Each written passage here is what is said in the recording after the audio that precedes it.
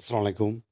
প্রাথমিক বৃত্তি পরীক্ষা ২০২৫ এর ৫ম শ্রেণী তোমাদের বিষয় বাংলা বিষয়ের একটি প্রশ্ন দেখাচ্ছি এবং যে প্রশ্নটা দেখাচ্ছি এটা হচ্ছে বাংলা বিষয়ের প্রশ্ন এবং তোমাদের ১০০ মার্কের পরীক্ষা অনুষ্ঠিত হবে এবং ইতিমধ্যেই এই প্রশ্নটা কিন্তু একটা স্কুলের বা হচ্ছে একটা বিদ্যালয়ে এসেছে এবং এটা খুবই গুরুত্বপূর্ণ। ঠিক আছে? আচ্ছা কি থাকবে এবং কি আনসার করতে হবে এটা দেখলে তোমরা সহজে বুঝতে পারবে। তো ১ নং এ ১ম এই তোমাদেরকে যেটা দিতে হবে সেটা একটা কবিতা লিখতে হবে। ঠিক আছে?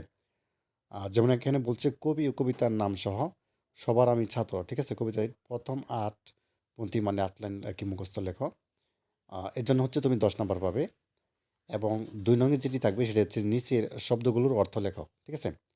এখানে তোমাদের ৫ টি শব্দ দেওয়া থাকবে। সেই ৫ টি শব্দের অর্থ লিখতে হবে। যেমন নিদর্শন আছে, তটস্থ আছে, আচ্ছাদন আছে, প্রকৃতি আছে, জিলকাত আছে। তাই না? আচ্ছা এরপর দেখো তোমাদের হচ্ছে ৩ নং দিতে হবে। তো ৩ নং এ এখানে দেখো যেটি বলছে যে নিচের শব্দগুলো দ্বারা বাক্য গঠন করো। এখানেও ৫ নাম্বার থাকবে। মানে বিখ্যাত দিয়ে একটা বাক্য গঠন করলা। ঠিক আছে? যেকোনো একটা ব্যক্তির নাম দিয়ে বিখ্যাত। যে অমুক লোকটা খুব বিখ্যাত, তাই না? আচ্ছা, কল্যাণ, তারপরে দীক্ষা বা নির্জন, ঠিক আছে? বা ডিঙি।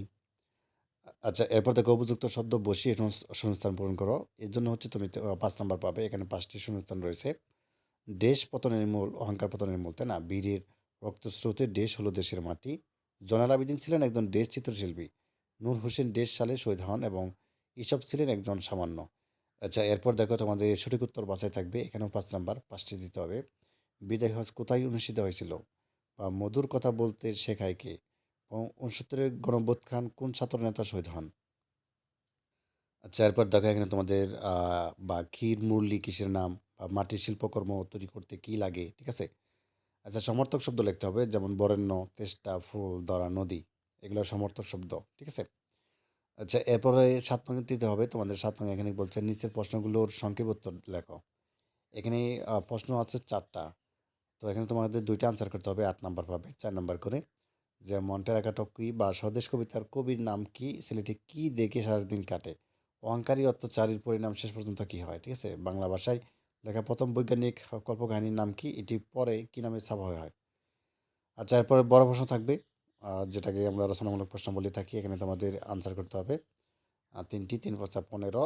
এখানে নূর মোহাম্মদ শেখ কিভাবে নিজের জীবন তুচ্ছ করে মুক্তিযোদ্ধার জীবন বাঁচিয়েছিলেন? ধর্ম সম্পর্কে মানুষ সাল্লাল্লাহু কী উপদেশ দিয়েছিলেন? এবং ১৯৭১ সালের ১৪ ডিসেম্বর ঢাকা বিশ্ববিদ্যালয়ে যে খ্যাতিমান শিক্ষকদের হত্যা করা হয় তাদের ৫ জনের নাম লেখো। আচ্ছা এরপর দেখো তোমার এখানে ৯ নং রয়েছে। এখানে বলছে যে গাছফুল কবিতার মূল ভাব লেখো। ঠিক আছে? এরপরে হচ্ছে নির্দেশনা অনুসারে কি আর কাল নির্ণয় করো। তোমাদের যেহেতু বাংলার মধ্যে ব্যাকরণ সহ কিন্তু নেওয়া হবে। ঠিক আছে? তো এখানে তোমাদের এটা হচ্ছে তুলবে, এটার বর্তমান কী হবে বা ডাকছে, ভবিষ্যৎ কী হবে? এইগুলোর হচ্ছে তোমাদের কেয়ার কাল লিখতে হবে। ঠিক আছে? আচ্ছা এখানে যেটি বলছে নিচের অনুচ্ছেদটি পরে কি, কোথায়, কিভাবে, কেন শব্দগুলো অর্থাৎ একবার ব্যবহার করে ৫টি প্রশ্নবোধক তৈরি করো। যেমন এক নদীর ধারে বাস করতো এক গরিব জেলে, তাই না? তো এক নদীর ধারে কে বাস করত? একটা প্রশ্ন হয়ে গেল গা। এরকমভাবে প্রশ্নবোধক আরকি দিয়ে তোমাকে অর্থাৎ বাক্য বা হচ্ছে প্রশ্নবোধক বাক্য তৈরি করতে হবে। আচ্ছা, ৫ম শ্রেণীর প্রিয় শিক্ষার্থীরা, তো আমাদের কাছ থেকে যারা সাজেশন নিতে চাও, সাজেশন মূল্য মাত্র হচ্ছে ৳১০০। ৫ টি বিষয়ে সাজেশন দেওয়া হবে তোমাদের, তোমরা নিশ্চয়ই জানো। মোট ৪০০ নাম্বারের পরীক্ষা অনুষ্ঠিত হবে। বিজ্ঞান এবং বাংলাদেশের বিষয় পরিচয় একসাথে হবে। আর বাকি ইংরেজি, বাংলা এবং গণিত আলাদাভাবে অনুষ্ঠিত হবে ১০০ নাম্বার। এই মোট ৪০০ নাম্বারের পরীক্ষা অনুষ্ঠিত হবে।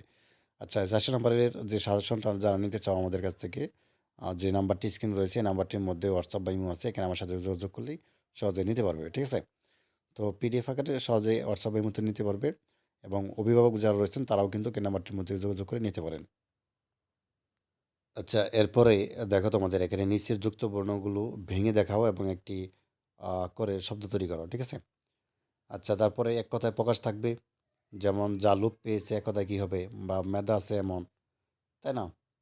সমুদ্রের তীরে বালুময় স্থান, জানার ইচ্ছা, ঠিক আছে? জিজ্ঞাসা তারপর হচ্ছে জ্ঞান ও অগত্যপূর্ণ। আচ্ছা তারপরে দেখো তোমাদের একটা লিখতে বলা হয়েছে এখানে যেটি বলছে যে না, মনে করো তোমার নাম হচ্ছে পলাশ বা পারুল। তো তোমার বিদ্যালয়ের নাম শিমুলতলী সরকারি প্রাথমিক বিদ্যালয়, তোমার রোল নং হচ্ছে ৬। তুমি প্রাথমিক বিদ্যালয়ে বিতর্ক প্রতিযোগিতায় অংশগ্রহণ করতে চাও। এবার প্রয়োজনীয় তথ্য দ্বারা নিচের ফর্মটি পূরণ করো।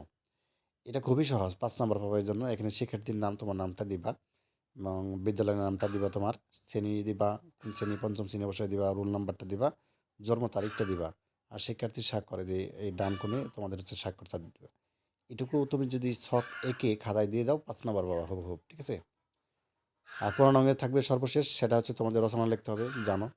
এখানে দেখো ৩ টা রচনা দেওয়া আছে, একটা লিখতে হবে যেকোনো। এর জন্য হচ্ছে ১২ নাম্বার।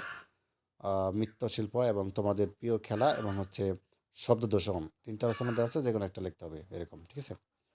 তো যাই হোক এই ছিল একটা মডেল টেস্ট বা হচ্ছে একটা নমুনা প্রশ্ন। ধন্যবাদ সবাইকে ভিডিওটি দেখার জন্য। আল্লাহ হাফেজ।